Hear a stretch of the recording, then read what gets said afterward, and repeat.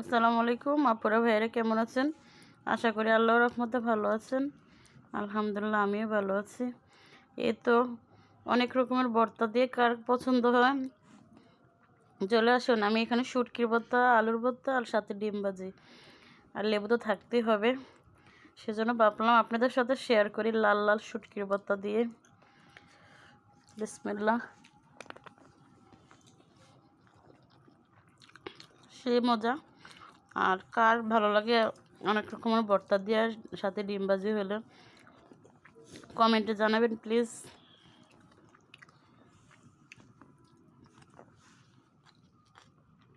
সেই স্বাদ। আর সাথে যদি ডিম ভাজি থাকে তাহলে তো কথাই নেই। আল্লাহ হাফেজ, আসসালামু আলাইকুম।